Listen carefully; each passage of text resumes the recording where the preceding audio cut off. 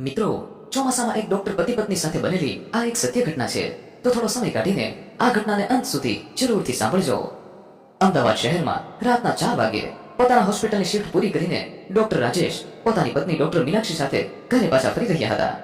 આજે આ બંનેના ચહેરા પર થાક ઓછો અને ખુશી વધારે દેખાતી હતી, કારણ કે ઘણા લાંબા સમયની નોકરીની વ્યસ્તતા પછી એમને થોડી રજાઓ મળી હતી. બંને પતિ પત્ની વ્યવસાય ડોક્ટર હતા, એટલે ક્યારેય પોતાના પરિવાર સાથે તેઓ સમય પસાર કરી શકે એવી રીતે નહોતા રહી શકતા. પરંતુ આજે ઘણા સમય પછી એમને શાંતિથી એકબીજા સાથે સમય પસાર કરવાનો મોકો મળ્યો હતો. એ જ સમયે રાજેશે કારની થોડી બારી ખોલી, બહારની ઠંડી હવા અંદર આવી અને મીનાક્ષીએ એક ઊંડો શ્વાસ લીધો અને કહ્યું, આવું વાતાવરણ જોઈને તો બહાર ફરવાનું મન થઈ જાય નહીં. તેણે હસતા હસતા એના પતિ તરફ જોયું. રાજેશે પણ હસીને સંમતિ આપી. હા, અને આ વખતે આપણે આરુને પણ લઈ જઈશું. ઘણો સમય થઈ ગયો, આપણે આરુના જન્મ પછી તો ક્યાંય બહાર ગયા જ નથી, અને આમ પણ આજકાલ વાતાવરણ પણ ખૂબ સરસ મજાનું થઈ ગયું છે, એટલે આપણે કાલે જ ક્યાંક બહાર ફરવા માટે નીકળી જઈએ. આવી બધી વાતો કરતા આ બંને પતિ પત્ની પોતાના ઘર સુધી પહોંચી ગયા.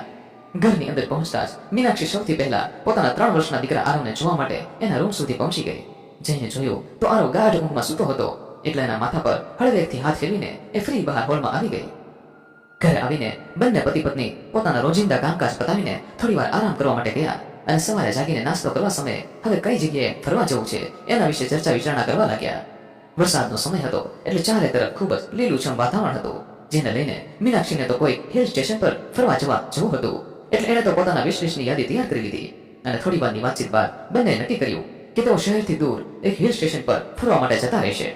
એનો નાનકડો દીકરો પણ ઘણા સમય પછી આવી રીતે બહાર ફરવા માટે જવાનો હતો, અને એને તો આમ પણ વરસાદ ખૂબ ગમતો હતો. એટલે એના દીકરાના માથા પર હાથ મૂકીને રાજેશ એને કહેવા લાગ્યો કે બેટા, આ વખતે વરસાદમાં નાહવાની તને કોઈ ના નહીં પાડે. એટલે એનો નાનકડો દીકરો પણ ખુશ થઈ ગયો. એ જ સમયે બહાર ધીમો ધીમો વરસાદ પડવા લાગ્યો, જાણે તો એમના નવા સફરની ખુશ્બુને લઈને આવ્યો હોય એવું લાગતું હતું. રાજેશ અને મીનાક્ષી માટે આ કોઈ રજા નહીં, પરંતુ એક એવી સફર હતી જેમાં તે પોતાના બાળક અને એકબીજા સાથે પોતાની જિંદગીનો અમૂલ્ય સમય પસાર કરી શકે. પરંતુ તેઓએ સપનામાં પણ વિચાર્યું ન હતું કે આ સફર એની પૂરી જિંદગીને પલટાવી નાખશે. બીજા દિવસે સવારે નક્કી કર્યા મુજબ આ લોકો બહાર ફરવા માટે નીકળી ગયા. રસ્તા પર હસી મજાક કરતા તેઓ પોતાના નક્કી કરેલા હિલ સ્ટેશન પર જઈ રહ્યા હતા, અને વરસાદ પણ ધીમો ધીમો પડી રહ્યો હતો. મીનાક્ષીને તો આમ પણ વરસાદ ખૂબ ગમતો હતો, એટલે એને તો આવા વાતાવરણમાં બહાર નીકળવાનું ખૂબ મન થતું હતું. રાજેશ ગાડી ચલાવી રહ્યો હતો, અને બાજુની સીટ પર મીનાક્ષી પોતાના નાનકડા દીકરાને લઈને બહારના સૌંદર્યનો નજારો માણી રહી હતી. એનો દીકરો આરવ એના નાનકડા હાથ હવામાં લહેરાવી રહ્યો હતો. એને જોતા જ આ બંને પતિ પત્ની ખૂબ ખુશ થતા હતા કે એમને આ નિર્ણય લઈને સૌથી શ્રેષ્ઠ કામ કર્યું છે. થોડી વાર રહી ગાડી એક ઢાબા પર જઈને ઊભી રાખી, અને આરવ પણ બહાર ચોકલેટ લેવાની જીદ કરવા લાગ્યો. થોડી વાર આ ઢાબા પર જ વિશ્રામ કરીને આ લોકો ફરી પોતાની મંજિલ સુધી પહોંચવા માટે નીકળી ગયા. રસ્તામાં જ્યાં જ્યાં રાજેશને સારી એવી જગ્યા દેખાતી, ત્યારે બધા ગાડીમાંથી ઉતરીને આ સફરની તસવીરો લેતા હતા. એમાં પણ મીનાક્ષી અને આરવ અલગ અલગ જગ્યાએ જઈને બધી જ યાદગીરી પોતાના મોબાઈલ ફોનની અંદર કેદ કરતા હતા. અને રાજેશ મીનાક્ષીને કહેતો હતો કે જ્યારે આપણો દીકરો મોટો થઈ જશે ત્યારે હું એને આ બધા વિડીયોઝ દેખાડીશ.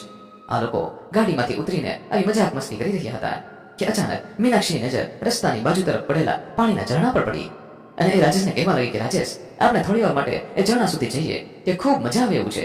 એટલે રાજેશે તરત જ એ તરફ નજર કરી તો ચારે તરફ લીલુંછમ જંગલ અને પાણીનું ઝરણું ખળખળ ધીમા પ્રવાહની જેમ વહેતું હતું. એ જોઈને એને પણ ત્યાં જવાનું મન થઈ ગયું, એટલે ત્રણેય પોતાની ગાડી રસ્તાની સાઈડમાં પાર્ક કરીને એ ઝરણા સુધી પહોંચી ગયા. ત્યાં જઈને તો આરો પાણી જોઈને ઠેકડા મારવા લાગ્યો, અને મીનાક્ષીને પણ આમ ખૂબ ગમતું હતું, એટલે એ તો તરત જ આરોને રાજેશના હાથમાં સોંપી પાણીની અંદર પહોંચી ગઈ, અને રાજેશને કહેવા લાગી કે તમે મારો વિડીયો શૂટ કરજો, હું હોસ્પિટલે જઈ મારી બધી જ બહેનપણીઓને આ બતાવીશ, એટલે ફરી વખત આપણે બધા અહીંયા ફરવા માટે આવીશું. મીનાક્ષી પાણી સાથે રમતો કરતી હતી, અને યાદગીરીને રાજેશ પોતાના મોબાઈલ ફોનમાં કેદ કરતો હતો. એ જ સમયે મીનાક્ષીનો જરાયો પગ લપસ્યો અને પડતા પડતા રહી ગઈ. જોતા જ રાજેશ થોડી વાર માટે ગભરાઈ ગયો, અને મીનાક્ષીને બહાર આવવાનું કહેવા લાગ્યો. બહાર આવતા જ મીનાક્ષી એને કહેવા લાગી કે રાજેશ, તમે તો ખાલી ખોટા ડરી જાઓ છો, મારો જરાયો પગ લપસી ગયો, એમાં હું કઈ પાણીમાં ડૂબી નહીં જાઉં. પરંતુ રાજેશે એને સમજાવી કે મીનાક્ષી, તું ખોટી વાતો ના કર, અને અત્યારે અહીંયાથી બહાર નીકળ. એટલે ફરી આ લોકો ત્યાંથી નીકળીને હિલ સ્ટેશન પર જવા માટે ગાડીમાં બેસી ગયા. થોડે આગળ જતા વાતાવરણ એકાએક બદલવા લાગ્યું. થોડી જ વારમાં પહેલાનો રમણીય ઠંડો વરસાદ જેમની સફરને વધુ આનંદમય બનાવતો હતો, હવે એક વિકરાળ સ્વરૂપ ધારણ કરી રહ્યો હતો. આકાશમાં ઘટાટોપ કાળા વાદળો ઘેરાયા હતા, અને પવનના સુસવાટા અને વીજળીના કડાકા સાથે ધોધમાર વરસાદ વરસી રહ્યો હતો. આ અવાજ એટલો વધારે હતો કે મીનાક્ષીના ખોળામાં બેસેલો એનો નાનકડો દીકરો વારે વારે ડરી જતો હતો, અને એના મમ્મીને વધારે ગળે ચોટી જતો હતો. એ સમયે બપોરના માત્ર 3 જ વાગ્યા હતા, પરંતુ વાતાવરણ એટલું બદલાઈ ગયું હતું કે જાણે રાતના 8 વાગી ગયા હોય. જે રસ્તો આસપાસ લીલાછમ જંગલોથી ભરેલો હતો, એ જ રસ્તો અત્યારે પૂરેપૂરો ધુમ્મસ ભર્યા અને જોખમી લાગતો હતો. કારના વાઇપર્સ પૂરી તાકાતે શરૂ હોવા છતાં રાજેશને આગળનો રસ્તો સ્પષ્ટ દેખાતો ન હતો. દરેક વળાંક પર પવનના ઝાપટા કારને હલાવી દેતા હતા, જેથી રાજેશે સ્ટીયરિંગને વધુ મજબૂતથી પકડી રાખ્યું હતું. એની સામે મીનાક્ષી જે હંમેશા શાંત અને સ્થિર સ્વભાવની હતી, આવું વાતાવરણ જોઈને થોડીવાર માટે તો એ પણ ચિંતામાં મુકાઈ ગઈ. તેણે આરવને પોતાની નજીક લીધો અને ધીમા અવાજે એને કહેવા લાગી કે બેટા, એમાં ડરવાની જરૂર નથી. આ વરસાદ બસ હમણાં જ આવીને બંધ થઈ જશે. પરંતુ તેના શબ્દોમાં ગભરાટ હતી. પોતાની પત્ની અને બાળકને આવી રીતે જોઈને રાજેશે તેમને દિલાસો આપતા કહ્યું કે બેટા, આ વરસાદ તો રમત રમે છે. હમણાં એની રમત પૂરી થઈ જશે એટલે અહીંયાથી ચાલ્યો જશે અને આપણે તો બસ પહોંચવા જ આવ્યા છીએ. રાજેશે બંનેને શાંત કરવા માટે આવું કહી રહ્યો હતો, પરંતુ એની નજર પણ રસ્તા પર ટકેલી હતી. રસ્તો લપસણો થઈ ગયો હતો અને દરેક વળા પર એક અજાણ્યો ખતરો લાગતો હતો. વીજળીનો એક જોરદાર કડાકો થયો અને આખું વાતાવરણ એક સેકન્ડ માટે પ્રકાશિત ઝળહળી ઉઠ્યું, જેમાં રસ્તાની બાજુના ઝાડ અને ખાડીઓ ભયંકર રીતે દેખાતા હતા. આ વરસાદ જે સમયે એમની સફરનો આનંદ હતો, અત્યારે એમના માટે મોટી મુસીબત બનીને ઊભો હતો. ચારે તરફ પવનનો અવાજ, ધોધમાર વરસાદ અને વીજળીના કડાકા, જાણે તો આ પરિવારની હિંમતની પરીક્ષા લઈ રહ્યા હોય તેવું લાગતું હતું. પણ છતાં રાજેશ પોતાને શાંત રાખીને ધીમે ધીમે ગાડી ચલાવતો હતો. પણ હવે તો દરેક ક્ષણ એની માટે પડકાર બનીને ઊભી રહેતી હતી. ઝડપથી હિલ સ્ટેશન પહોંચવાની ઉતાવળમાં રાજેશે અજાણતા એક બીજો જ રસ્તો પકડી લીધો હતો, જે મુખ્ય રસ્તાથી ઘણો અલગ હતો. થોડી વારમાં જ તેને ખ્યાલ આવી ગયો કે તેઓ ભૂલા પડી ગયા છે. જે રસ્તો તેમને હિલ સ્ટેશન તરફ લઈ જવાનો હતો, તેના બદલે હવે તેઓ કોઈ અજાણ્યા ગામડાના કાચા રસ્તા પર પહોંચી ગયા હતા, જ્યાં ચારે બાજુ નદી નાળાનું પાણી વહેતું હતું. આ રસ્તો ખૂબ સાંકડો અને ખરબચડો હતો. બંને બાજુ ગાઢ જંગલ અને ખાડાઓથી ઘેરાયેલો હતો. વરસાદના લીધે આખો રસ્તો કાદવથી ચીકણો થઈ ગયો હતો અને કારના ટાયરો લપસીને વારંવાર ફસાતા હતા. થોડા અંતર સુધી રાજેશે હિંમત કરીને કાર ચલાવી, પણ જેમ જેમ તેઓ આગળ વધતા ગયા તેમ તેમ પાણીનો પ્રવાહ વધુ ઝડપી અને ઊંડો થતો ગયો. રસ્તા પર વહેતું પાણી હવે કારના ટાયરોના અડધા ભાગ સુધી પહોંચી રહ્યું હતું. થોડી આગળ જતા તો પાણી વધારે હોય એવું લાગતું હતું, એટલે અચાનક રાજેશે ગાડીની બ્રેક મારી પોતાના હાથથી એનો ભીનો ચહેરો લૂછ્યો અને ઊંડો શ્વાસ લઈને એની પત્ની મીનાક્ષીને કહેવા લાગ્યો કે મીનાક્ષી, તું ચિંતા ના કર, હમણાં જ આપણે બહાર નીકળી જઈશું. પાણીનો પ્રવાહ એટલો પણ ઊંડો નથી અને અહીંયાથી 2 કિલોમીટરના અંતરે જ આપણું હિલ સ્ટેશન છે, એટલે હું આરામથી તમને લોકોને અહીંયાથી બહાર કાઢી લઈશ. મીનાક્ષીને આજે રાજેશના અવાજમાં એક અલગ પ્રકારનો ડર જોવા મળતો હતો, પરંતુ પોતાના પતિને હિંમત દેવા એને કહેવા લાગી કે ઠીક છે રાજેશ, મને તમારા પર પૂરો ભરોસો છે, આપણે હમણાં જ અહીંયાથી બહાર નીકળી જઈશું. રાજેશે ફરી ગાડી શરૂ કરી અને ધીમે ધીમે આગળ વધવાનો પ્રયાસ કર્યો. પસાર થતી હર એક સેકન્ડ એને 1 વર્ષ જેવી લાગતી હતી. એનું હૃદય ખૂબ ઝડપથી ધબકતું હતું, પણ એને પોતાના પર વિશ્વાસ હતો કે ગમે તે પરિસ્થિતિમાં પોતાના પરિવારને આ મુસીબતમાંથી તો બચાવી લેશે.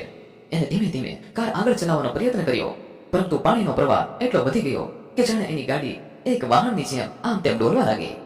પાણી અને કાદવના લીધે એની ગાડીના ટાયર એમાં ફસાવા લાગ્યા અને આ બધામાં જ રાજેશનો ગાડી પરથી કાબુ છૂટવા લાગ્યો. મીનાક્ષી, જે અત્યાર સુધી શાંત રહેવાની કોશિશ કરતી હતી, એ હવે પોતાને રોકી ન શકી અને એની આંખોમાંથી આંસુ વહેવા લાગ્યા અને એ રડતા રડતા રાજેશને કહેવા લાગી કે રાજેશ, હવે આપણે અહીંયાથી બહાર નહીં નીકળી શકીએ. પરંતુ રાજેશ એને કહેવા લાગ્યો કે મીનાક્ષી, તું થોડી હિંમત રાખ, હું હમણાં જ બધું સરખું કરી નાખીશ. પાણીનો પ્રવાહ હવે કારના દરવાજા સુધી પહોંચી ગયો હતો અને કાર એક બાજુ નમવા લાગી હતી. રાજેશ સમજી ગયો કે હવે કારમાં રહેવું વધારે જોખમી બની શકે છે, જેથી તેને ઝડપથી ગાડીની બહાર નીકળવાનો નિર્ણય લીધો. રાજેશે પોતાનો દરવાજો ખોલવાનો પ્રયાસ કર્યો. પાણીનું દબાણ એટલું હતું કે દરવાજો ખુલતો જ ન હતો. તેના હાથ થરથરતા હતા, પણ તેને પૂરી તાકાત લગાવી અને ઘણી મથામણ પછી એક જોરદાર ઝટકા સાથે દરવાજો ખુલ્યો અને પાણીનો પ્રવાહ કારની અંદર આવવા લાગ્યો. રાજેશે ઝડપથી મીનાક્ષી તરફ જોયું, એટલે મીનાક્ષીએ આરવને રાજેશના હાથમાં આપ્યો અને કહ્યું કે પહેલા તમે આરવને અહીંયાથી બહાર કાઢો. મીનાક્ષીએ આંસુઓથી ભીંજાયેલા આંખો સાથે આરવને રાજેશના હાથમાં આપ્યો. તેના હાથ કાંપતા હતા, પરંતુ પોતાના બાળકને બચાવવા માટે તે એનો જીવ પણ જોખમમાં મૂકવા માટે તૈયાર હતી. એટલે રાજેશે તરત જ એના દીકરાને પકડી લીધો. એક હાથની મજબૂતાઈથી તેને પકડી બીજા હાથ વડે એ પાણીના પ્રવાહ સાથે લડતો ત્યાંથી બહાર નીકળતો હતો અને બીજી તરફ મીનાક્ષી આ પાણીના પ્રવાહ સામે લડતી હતી. પાણીનો પ્રવાહ એટલો વધારે હતો જાણે તો એણે પગ નીચેથી જમીનને ખેંચી લીધી હોય એવું રાજેશને લાગતું હતું. એ ઝડપથી આરવને અહીંયાથી બહાર કાઢવાની મથામણ કરતો હતો. જેવો તે આરવને લઈને નજીકના ઊંચા સ્થળ પાસે પહોંચ્યો કે તેણે ઝડપથી પાછું વળીને મીનાક્ષી તરફ જોયું તો મીનાક્ષી હજુ કારમાં ફસાયેલી હતી. પાણીના દબાણ સામે લડતી હતી અને દરવાજો ખોલવાનો પ્રયાસ કરતી હતી. રાજેશે આરવને સુરક્ષિત બેસાડ્યો અને ઝડપથી કાર તરફ દોડ્યો. ઝડપથી રાજેશ મીનાક્ષી સુધી પહોંચી ગયો અને એને પણ કારમાંથી બહાર કાઢવાની કોશિશ કરવા લાગ્યો. ઘણી મથામણ પછી મીનાક્ષીનો દરવાજો પણ ખુલી ગયો અને રાજેશનો હાથ પકડતા જ જાણે તો એને બધી જ હિંમત મળી ગઈ હોય એવું લાગતું હતું. રાજેશે ઝડપથી મીનાક્ષીનો હાથ પકડી લીધો અને એ જ સમયે પાછળથી પાણીનો પ્રવાહ એટલો વધી ગયો કે મીનાક્ષીનો હાથ રાજેશના હાથમાંથી છૂટી ગયો. રાજેશ તેની ચીસ પાણીના અવાજમાં ગુંજી, પણ તે પળમાં જ દૂર થઈ ગઈ. રાજેશનું હૃદય થંભી ગયું. મીનાક્ષી, તેનો અવાજ ગળામાં જ અટવાઈ ગયો. હજુ તો રાજેશ મીનાક્ષીને બચાવવા આગળ કંઈ કરે એ પહેલા તો ઝડપથી વહેતા પ્રવાહે મીનાક્ષીને પોતાની સાથે ખેંચી લીધી. રાજેશની આંખમાં આંસુ અને પાણી એક થઈ ગયા. એની નજર સામે એના જીવનનો આધાર એની પત્ની મીનાક્ષી પાણીમાં તણાઈ રહી હતી. અને એ ધારે તો પણ કંઈ કરી શક્યો ન હતો. જાણે તો એનું હૃદય થોડી વાર માટે ધબકારા જ ભૂલી ગયું હોય એવો આઘાત એને લાગતો હતો. એ ફક્ત એના પત્નીના નામની બૂમો પાડતો હતો, પરંતુ પાણીના પ્રવાહે મીનાક્ષીને ઘણી દૂર સુધી પહોંચાડી દીધી હતી. એ જ સમયે આરવના રડવાનો અવાજ રાજેશના કાન સુધી પહોંચ્યો અને એણે આરવ તરફ નજર કરી તો આરવ ત્યાં ઊભો ઊભો એના મમ્મીનું નામ લઈને રડતો હતો. થોડી વાર પહેલા જે પરિવારનો અવાજ એક હાસ્ય અને પ્રેમથી ભરેલો હતો, એ જ પરિવાર આજે એક અસહ્ય વેદનાથી પીડાઈ રહ્યો હતો. રાજેશ પાણીમાંથી ફરી બહાર નીકળીને એના દીકરા આરવ પાસે પહોંચી ગયો. આરવ એટલો રડી રહ્યો હતો કે રાજેશે ઝડપથી એને પોતાના ગળે લગાવી દીધો. રાજેશનું હૃદય જાણે તો ટુકડે ટુકડા થઈ ગયું હોય એવું એને મહેસૂસ થતું હતું. એની નજર ફક્ત મીનાક્ષીને શોધી રહી હતી. આરવનું રડવાનું હવે ધીમું થઈ ગયું હતું, પરંતુ એ ફક્ત એના મમ્મીને જ અવાજ લગાવી રહ્યો હતો. એનો આ અવાજ જાણે તો રાજેશના હૃદયને વિંધતો હોય એવું લાગતું હતું. તેણે આરવને શાંત રાખવાનો પ્રયત્ન કર્યો અને એને કહેવા લાગ્યો કે બેટા, મમ્મી હમણાં આવી જશે, પપ્પા હમણાં એને લઈ આવશે. પરંતુ આ શબ્દોમાં એને પોતાના પર જ કોઈ વિશ્વાસ દેખાતો ન હતો. રાજેશને હજુ પણ વિશ્વાસ નહોતો આવતો કે એની પત્ની પાણીના પ્રવાહમાં તણાઈ ગઈ છે.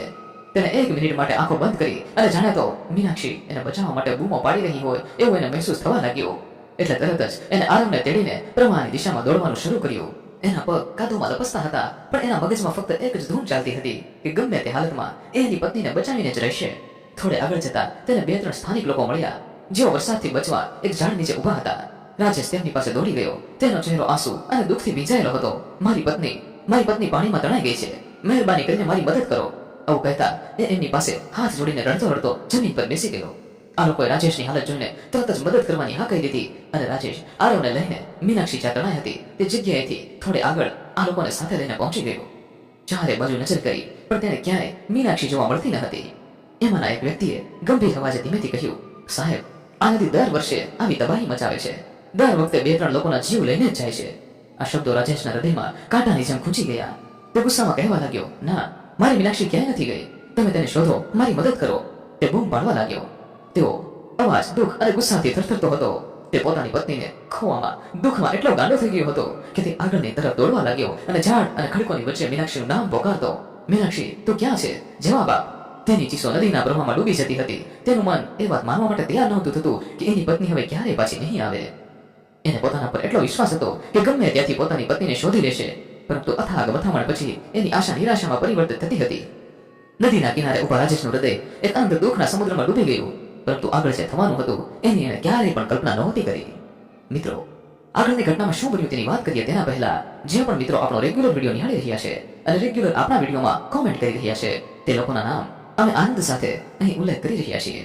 તે નામ આ પ્રમાણે છે: ચૌહાણ પ્રેમકુંવરબેન, પૂનમબેન, નેહાબેન, વિશ્વાબેન બારૈયા, ભાવનાબેન, રાજુભાઈ, મુકેશભાઈ માળી, વાપીથી સુરેખાબેન પટેલ, સાક્ષીબેન સળિયા, સુરતથી બળવંતરાય પટેલ, ગૌરીબેન બળવંતરાય, અરુણાબેન સોની, લક્ષ્મીબેન મકવાણા, જિજ્ઞેશભાઈ સોંદરવા, ગીતાબેન ચૌધરી, રાજદીપભાઈ આહિર, મહેશભાઈ કનોડિયા, નિર્મળાબેન દેસાઈ, જામનગરથી હર્ષદસિંહ પરમાર, જરીન શેખ, આર્યાબેન સેલિયા, અમદાવાદથી નટુભાઈ મસાણી.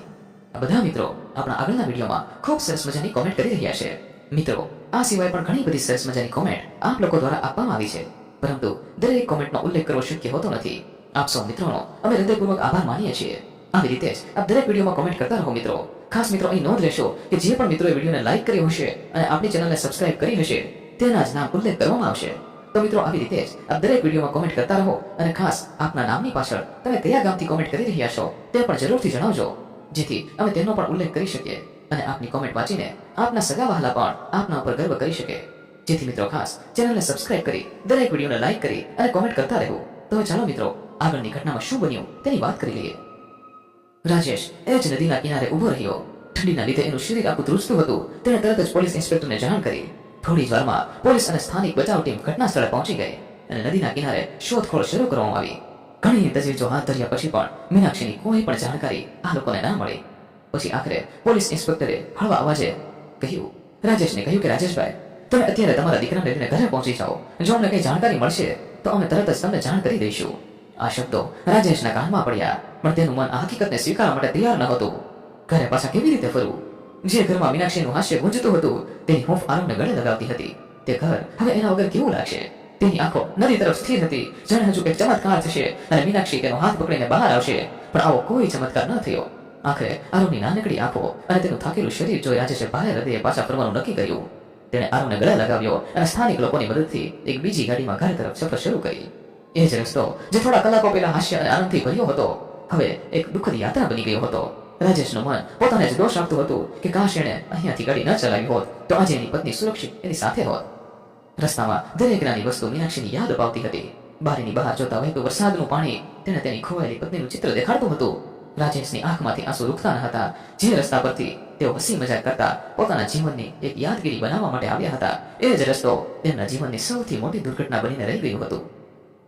પસાર થતા હર એક રસ્તા પર રાજેશની મીનાક્ષી સાથે ઘણી બધી યાદગીરી રહેલી હતી, જેને વધારે ને વધારે દુઃખી કરતી હતી. ઘરની નજીક પહોંચતા જાણે તો રાજેશનું મન સાવ ખાલી થઈ ગયું હોય એવું એને લાગતું હતું. જે ઘર હંમેશા હાસ્ય અને ખુશીઓથી ભરેલું હતું, એ જ ઘર આજે તેને ખંડેર જેવું લાગતું હતું. આરુ તો ખૂબ થાકી ગયો હોવાથી એ રસ્તામાં આજે રાજેશના ખોળામાં સૂઈ ગયો હતો. એટલે ઘરે આવતા જ રાજેશ સૌથી પહેલા આરવને પોતાની જગ્યા પર સુવડાવ્યો અને પછી એને ઘરના હર એક ખૂણામાં મીનાક્ષીના અવાજે ભણકારા વાગતા હતા. એનું આ દુઃખ શબ્દોમાં વર્ણી શકાય એવું ન હતું. જેવો તે પોતાના હોલમાં બેઠો કે એની નજર એના મોબાઈલ ફોન પર પડી અને એને આ સફરમાં મીનાક્ષીના લીધેલા વિડીયો જોવાનું શરૂ કર્યું. આ વિડીયો જોતા એ પોતાને રોકી ન શક્યો અને ચોધાર આંસુએ રડવા લાગ્યો. થોડા સમય માટે તો રાજેશના ઘરમાં એક અલગ જ ગમગીની છવાઈ ગઈ. જાણે તો એનું આખું જીવન પળવારમાં જ થંભી ગયું હોય એવું એને થવા લાગ્યું. મીનાક્ષીની ગેરહાજરી એના જીવનના હર એક રંગને ઝાંખા કરી દેતી હતી. આ જ દુઃખમાં એ ઘણા દિવસો સુધી પોતાના હોસ્પિટલ પર પણ ના ગયો, જ્યાં તે અને મીનાક્ષી એક સાથે દર્દીઓની સેવા કરતા. આ બધું હવે એના માટે એક દુઃખદ સપનું બનીને રહી ગયું હતું. રાજેશની દિનચર્યાની હર એક વસ્તુ સવારના નાસ્તાથી લઈને રાતના ભોજન સુધી એની પત્ની મીનાક્ષી વગર અધૂરી લાગતી હતી. જ્યારે રાજેશના માતા પિતાને પોતાની પુત્રવધુ સાથે બનેલી આ દુર્ઘટનાની જાણ થઈ એટલે તેઓ તરત જ રાજેશના ઘરે દોડી આવ્યા. રાજેશની માતાએ આરવને ગળે લગાવ્યો, તેના નાનકડા ચહેરા પર હાથ ફેરવ્યો અને તેને પ્રેમથી શાંત કર્યો. તેમણે આરવની સંભાળ રાખવાની જવાબદારી લીધી, જેથી તેનું બાળપણ થોડું હળવું રહે. પણ રાજેશની હાલત જોઈ તેમનું હૃદય પણ ફાટી જતું હતું. તેમનો દીકરો જે હંમેશા હસતો ખેલતો રહેતો હવે એક શાંત ભાંગેલી મૂર્તિ જેવો બની ગયો હતો. તેના પિતાએ તેને ગળે લગાવી કહેવા લાગ્યા, બેટા થોડી હિંમત રાખ, આરવને તારી જરૂર છે. પણ રાજેશની આંખોમાંથી ફક્ત આંસુ જ વહેતા હતા. 7-8 દિવસો આમ જ વીતી ગયા. રાજેશ રોજ સવારે ઉઠી પોલીસ સ્ટેશનનો સંપર્ક કરતો અને મીનાક્ષી વિશે કોઈ નવી જાણકારી મળી કે નહીં તે બાબતમાં પૂછ્યા કરતો હતો. પણ દર વખતે એને એક જ જવાબ મળતો હતો કે અમે શોધી રહ્યા છીએ સાહેબ, કે ખબર પડશે તો જણાવીશું. આ શબ્દો હવે રાજેશ માટે ખાલી આશ્વાસન બનીને રહી ગયા હતા. દિવસો આવી જ રીતે વીતતા ગયા, પણ રાજેશનું દુઃખ ક્યારેય પણ હળવું ના થયું. રાજેશના માતા પિતા આરવની નાની ઉંમર અને તેના માતાના પ્રેમની ખોટને ખૂબ સારી રીતે સમજતા હતા અને તેમણે રાજેશની આંખોમાં દુઃખનો સમુદ્ર પણ જોયો હતો. પણ આરવના ભવિષ્ય માટે તેમણે એક મુશ્કેલ વાત રાજેશને કહેવાનું નક્કી કર્યું. એક સાંજે ઘરના શાંત વાતાવરણમાં રાજેશના પિતાએ હળવા અવાજે રાજેશને કહ્યું કે બેટા, આરવને હજુ માના પ્રેમની ઘણી જરૂર છે અને તારી ઉંમર પણ નાની છે, તો તું બીજા લગ્ન કરવાનો વિચાર કર. આ સાંભળતા રાજેશ ગુસ્સે થઈ ગયો અને એણે દ્રઢ અવાજમાં પોતાના મમ્મી પપ્પાને કહી દીધું કે પપ્પા મમ્મી, હું મીનાક્ષી સિવાય કોઈ પણ બીજી સ્ત્રીને મારી પત્ની તરીકે નહીં સ્વીકારી શકું. તે મારું બધું હતી અને હંમેશા રહેવાની છે. આટલું બોલતા એની આંખો ભીની થઈ ગઈ અને રાજેશના મમ્મી પપ્પા પણ એનું આ દુઃખ ખૂબ સારી રીતે સમજતા હતા. એટલે એમણે આ બાબતમાં કોઈ પણ દબાણ કરવાનું રહેવા દીધું. રાજેશના આ વ્યવહારમાં એની પત્ની પ્રત્યે એની વફાદારી સ્પષ્ટ રીતે દેખાતી હતી. પરંતુ થોડા દિવસો પછી રાતના સમયે આરવ અચાનક ઊંઘમાંથી જાગીને એના મમ્મીના નામની બૂમો લગાવીને રડવા લાગ્યો. આવું બનતા રાજેશ એકાએક પોતાની ઊંઘમાંથી જાગી ગયો અને આરવને શાંત રાખવાની કોશિશ કરવા લાગ્યો.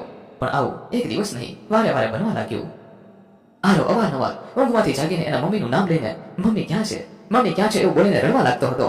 રાજેશે દર વખતે પોતાના દીકરાને સાચવવાની કોશિશ કરી, પરંતુ તેની નાનકડી આંખોમાં એને પોતાની માની ખોટ ખૂબ સ્પષ્ટ રીતે દેખાતી હતી અને આ બધું રાજેશના મમ્મી જોઈ રહ્યા હતા. જેથી એક દિવસ સવારે જ્યારે રાજેશ આરવને પોતાના ખોળામાં લઈને બેઠો હતો ત્યારે રાજેશના મમ્મીએ એને પ્રેમથી કહ્યું કે બેટા, હું જાણું છું કે તારું દુઃખ ખૂબ મોટું છે, પણ આરવની ઉંમર હજુ ઘણી નાની છે. એને પણ એક માનવ પ્રેમ અને હૂંફની જરૂર છે. હું તારા માટે નહીં પણ તારા દીકરા માટે તને વિનંતી કરું છું કે તું બીજા લગ્ન કરવાની હા પાડી દે, એટલે આરવને માનો પ્રેમ મળી જશે. આ સાંભળતા રાજેશનું મન ફરી મીનાક્ષીની યાદોમાં ખોવાઈ ગયું. પછી તો એણે ઊંડો શ્વાસ લઈને એના દીકરા આરવ સામે જોયું અને એના માથા ઉપર હાથ ફેરવીને એના મમ્મીને કહેવા લાગ્યો કે મમ્મી, હું આ જન્મમાં તો ક્યારેય પણ મીનાક્ષીને ભૂલી નહીં શકું, પરંતુ મારા દીકરા માટે મારે આ નિર્ણય લેવો પડશે. જેથી તમારી વાત ધ્યાનમાં રાખીને હું આરવ માટે બીજા લગ્ન કરવા માટે તૈયાર છું. પોતાના હૃદય પર પથ્થર રાખીને રાજેશે પોતાના મમ્મીને એનો જવાબ સંભળાવી દીધો. આ સાંભળતા જ રાજેશના માતાની આંખો ભીની થઈ ગઈ, પણ તેણે રાજેશના ખભા પર હાથ મૂકીને એને થોડી હિંમત આપી. રાજેશ મનમાં પોતાને આશ્વાસન આપતો રહ્યો કે આ નિર્ણય એણે પોતાના માટે નહીં પરંતુ એના દીકરાની ખુશી માટે લીધો છે. રાજેશ તો આમ પણ એક સારો ડોક્ટર હતો, એટલે એના માટે તો સરળતાથી યુવતીઓ મળી જતી હતી. એના માતા પિતાએ આરવ માટે એક શાંત અને પ્રેમાળ માતા મળી રહે એના માટે છોકરી ગોતવાનું શરૂ કર્યું. ઘણી લાંબી શોધખોળ પછી એમના ધ્યાનમાં એક છોકરી આવી ગઈ જે ગરીબ લોકોની મદદ માટે એક એનજીઓમાં કામ કરતી હતી. એને જોતા જ રાજેશના માતા પિતાને થયું કે આ છોકરી એના પૌત્ર આરવને ખૂબ સારી રીતે સાચવી લેશે. અને પછી બંને પરિવારની વાતચીત બાદ લગ્નની તારીખ પણ નક્કી કરવામાં આવી. આ બધા દિવસોમાં એક ક્ષણ માટે પણ રાજેશના ચહેરા પર કોઈ પણ ખુશી જોવા મળતી ન હતી. રાજેશ ફક્ત પોતાના દીકરા ખાતર આ બધું કરી રહ્યો હતો, એટલે એણે પોતાના મમ્મી પપ્પાને કહી દીધું હતું કે એને એકદમ સાદા લગ્ન કરવા છે, જેના લીધે સરળતાથી આ પરિસ્થિતિને સ્વીકારી શકે. આખરે એ દિવસ પણ આવી ગયો જ્યારે રાજેશના બીજા લગ્ન થવાના હતા. એ દિવસે એ ખૂબ દુઃખી અને બેચેન થઈ રહ્યો હતો, કારણ કે પોતાના પહેલા લગ્નની બધી જ યાદગીરીને વધારે ને વધારે દુઃખી કરતી હતી. બધી જ તૈયારીઓ થઈ ગઈ હતી અને લગ્નની વિધિ પણ શરૂ થવાની હતી. એ જ સમયે રાજેશના ફોન પર એની હોસ્પિટલથી એક ફોન આવ્યો અને અર્જન્ટમાં એક પેશન્ટની સર્જરી કરવાની છે એવું કહેવા લાગ્યા. રાજેશે એના વળતા જવાબમાં કહ્યું કે આજે હોસ્પિટલ પર આવી શકે એમ નથી, તમે બીજા ડોક્ટરને આ સર્જરી માટે કહી દો. આટલું કહી એણે ફોન મૂકી દીધો અને પોતાના લગ્ન મંડપ સુધી જવા માટે નીકળી ગયો. બ્રાહ્મણે મંત્ર બોલવાના શરૂ કર્યા. આસપાસ બધા હસતા ચહેરા સાથે લગ્નને માણી રહ્યા હતા, પરંતુ રાજેશના ચહેરા પર એક અલગ જ ઉદાસી છવાયેલી હતી. અચાનક એના મગજમાં એક વિચાર આવ્યો કે એની પત્ની હંમેશા એક વાત કહ્યા કરતી હતી કે હંમેશા આપણી ફરજને પહેલી પ્રાથમિકતા આપવી જોઈએ, નહીં કે આપણી અંગત જરૂરિયાતોને. અને એ જ સમયે એને એ પણ યાદ આવ્યું કે એની હોસ્પિટલેથી જે ફોન આવ્યો હતો એમાં એ રાજેશને કહેતો હતો કે આ પેશન્ટની હાલત ખૂબ ખરાબ છે અને એ લોકોની પરિસ્થિતિ ખૂબ ગરીબ છે. બધા જ ડોક્ટરો એ ખૂબ વધારે પૈસા જણાવ્યા હતા, જેના લીધે તેઓ આટલા બધા રૂપિયા ભોગવી શકે એવી હાલતમાં નથી. એક મિનિટ માટે તેણે પોતાની આંખ બંધ કરી અને જાણે મીનાક્ષી એને કહી રહી હોય કે તમારી ફરજને સૌથી પહેલા પૂરી કરો. અને એ તરત જ પોતાની જગ્યા પરથી ઊભો થઈ ગયો અને ફક્ત એટલું કહીને ત્યાંથી નીકળી ગયો કે હું હમણાં જ હોસ્પિટલ પર જઈને આવું છું. ત્યાં ઉભેલા તમામ લોકો આશ્ચર્યચકિત થઈ ગયા, પરંતુ રાજેશના માતા પરિસ્થિતિને સંભાળતા કહેવા લાગ્યા કે મારો દીકરો ક્યારેય પણ કોઈ દર્દીને હેરાન થતા ન જોઈ શકે, ભલે પછી એના જીવનનું ગમે તે થઈ જાય. લગ્ન મંડપમાંથી નીકળી તરત જ એણે પોતાની ગાડી બહાર કાઢી અને હોસ્પિટલ પર પહોંચી ગયો. હોસ્પિટલ પર જઈ એણે પોતાના આસિસ્ટન્ટ પાસેથી આ દર્દીની બધી જ જાણકારી લઈ લીધી અને આસિસ્ટન્ટે જણાવ્યું કે આ દર્દીને મગજની તકલીફ થઈ ગયેલી છે અને અત્યારે જ એની સર્જરી કરવી પડે એમ છે. એટલે તરત જ રાજેશ પોતાના કપડાં બદલીને ઓપરેશન થિયેટર સુધી પહોંચી ગયો. એનો સ્ટાફ ઓપરેશન માટે તૈયાર થઈ ગયો અને જેવી ઓપરેશનની શરૂઆત થઈ અને રાજેશે આ દર્દીનો ચહેરો જોયો કે જાણે એના પગ નીચેથી જમીન સરકી ગઈ હોય એવું એને લાગ્યું, કારણ કે આ દર્દી બીજું કોઈ નહીં પણ એની પત્ની મીનાક્ષી હતી. પરંતુ મીનાક્ષી અહીંયા આવી હાલતમાં કેવી રીતે પહોંચી એની એને કંઈ પણ સમજ નહોતી પડતી. મીનાક્ષીનો ચહેરો જોતા એને થોડીવાર માટે તો પોતાની આંખ પર વિશ્વાસ નહોતો થતો અને આવું થતા એના હાથ થરથર ધ્રુજવા લાગ્યા. એણે સર્જરીને પૂરી કરી અને એના શરીરમાં એક અલગ પ્રકારની બેચેની થતી હતી. ઝડપથી તે ઓપરેશન પતાવીને બહાર આવ્યો અને બહાર આવીને જોયું તો મોટી ઉંમરના બે વૃદ્ધ દંપતી ઓપરેશન થિયેટરની બહાર ઊભા ડોક્ટરની રાહ જોઈ રહ્યા હતા. જેવો રાજેશે બહાર પગ મૂક્યો કે આ બંને વૃદ્ધ દંપતી એની પાસે આવ્યા અને કહેવા લાગ્યા કે ડોક્ટર સાહેબ, અમારી દીકરીને કેમ છે? એનું ઓપરેશન સરખી રીતે તો થઈ ગયું છે ને? પરંતુ રાજેશને હજુ કંઈ સમજાય નહોતું રહ્યું અને એની હોસ્પિટલમાં એની સાથે કામ કરતા બધા જ સ્ટાફની શિફ્ટ ચેન્જ થઈ ગઈ હતી, એટલે એમાંથી કોઈ પણ માણસ મીનાક્ષીને ઓળખતો ન હતો. રાજેશ તો ફક્ત કોઈકની મદદ કરવા માટે આવ્યો હતો અને એ મદદ બીજા કોઈની નહીં પણ પોતાની પત્નીની જ હતી.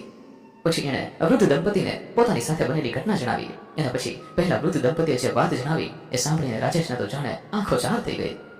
પહેલા વૃદ્ધ દંપતીએ રાજેશને જણાવ્યું કે આજથી થોડા સમય પહેલા આ દીકરી પાણીમાં તણાઈને એના ઘર આંગણની નદીના કિનારે બેહોશ હાલતમાં એમને મળી હતી.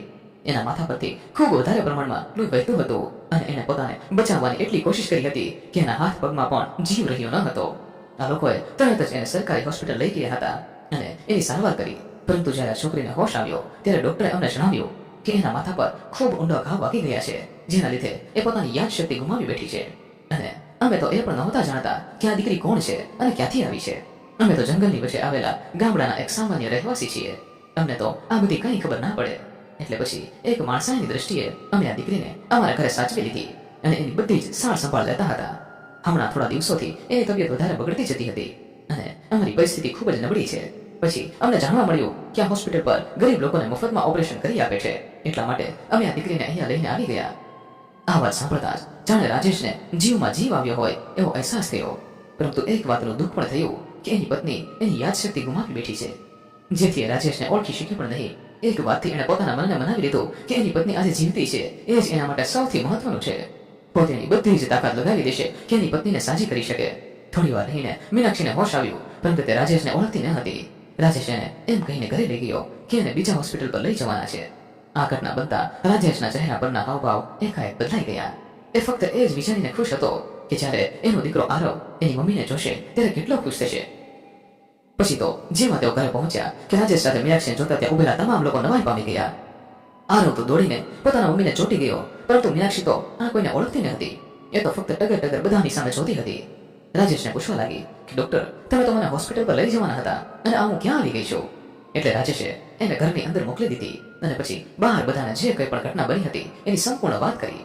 આ સાંભળતા ત્યાં ઉભેલા તમામ લોકોને ખૂબ જ આશ્ચર્ય થયું કે આટલા સમય પછી આવું બધું બન્યું. પછી તો રાજેશે પેલી છોકરી જેની સાથે લગ્ન કરવા જઈ રહ્યો હતો એના બધી જ વાત જણાવી દીધી. અને સામે પેલી છોકરી પણ રાજેશની ભાવનાને ખૂબ સારી રીતે સમજતી હતી. એટલે એના નિર્ણયને માનીને એ ત્યાંથી નીકળી ગઈ. અને પછી રાજેશે પોતાની બધી જ તાકાત લગાવી દીધી કે એ સારામાં સારા ડોક્ટર પાસે જઈને પોતાની પત્નીનો ઈલાજ કરાવી શકે. પરંતુ એ હર એક કોશિશમાં નિષ્ફળ થયો અને આખરે એક દિવસ એની એવી યુક્તિ સૂજી કે ફરી પોતાના દીકરા આરવ અને મીનાક્ષીને લઈને એ જ સફર પર નીકળ્યો જ્યાં એમના જીવનનો એટલી મોટી દુર્ઘટના બની ગઈ હતી. અને અડધા રસ્તે પહોંચતા મીનાક્ષીના ચહેરા પરના હાવભાવ બદલાયા લાગ્યા, જાણે તો એને કંઈક યાદ આવી રહી હોય. એવી રીતે એ પોતાનું માથું પકડીને બેસી ગઈ અને એ જ તકનો લાભ લઈને રાજેશે એને પોતાના મોબાઈલ ફોનના મીનાક્ષીના અમુક વિડીયો બતાવ્યા. હજુ તો આ સફર પૂરો થાય એના પહેલા તો રાજેશને એની મીનાક્ષી મળી ગઈ અને અત્યાર સુધી ભોગવેલું દુઃખ એક ક્ષણમાં જ એક સુખદ સપનું બની ગયું હોય એવું થઈ ગયું. તો મિત્રો, આ ઘટના પરથી આપણને એટલું તો જરૂર શીખવા મળ્યું કે ક્યારે પણ કોઈ પણ પરિસ્થિતિમાં ગભરાઈ ન જવું અને ક્યારે પણ એવું ખોટું સાહસ ના કરવું કે જેના લીધે તમારું પરિવાર મુસીબતમાં મુકાઈ જાય. રાજેશને એક ભૂલના લીધે તેની આખી જિંદગી પલટાઈ ગઈ. આ સાથે જ મિત્રો, હંમેશા પહેલા તમારી ફરજ નિભાવો, નહીં કે તમારી અંગત જરૂરિયાતોને. સાથે હંમેશા તમારાથી નીચા માણસોની મદદ માટે હંમેશા તૈયાર રહો. મિત્રો, આ એપિસોડ આપને પસંદ આવ્યો હોય તો ખાસ આપણી આ ચેનલને સબસ્ક્રાઇબ કરવાનું ભૂલશો નહીં, જેથી આવી જ સત્ય ઘટના અને સત્ય ઘટના પર આધારિત કહાની આપને સમયસર સાંભળવા મળતી રહે. તેમજ વહાલા મિત્રો, આ કહાની વિશે આપનું શું કહેવું છે તે પણ આપ અમને કોમેન્ટ બોક્સમાં જરૂરથી જણાવજો. ફરી મળીશું મિત્રો કોઈ નવા એપિસોડ સાથે. ખૂબ ખૂબ ધન્યવાદ. જય મા ગાત્રાળ, જય શ્રી કૃષ્ણ.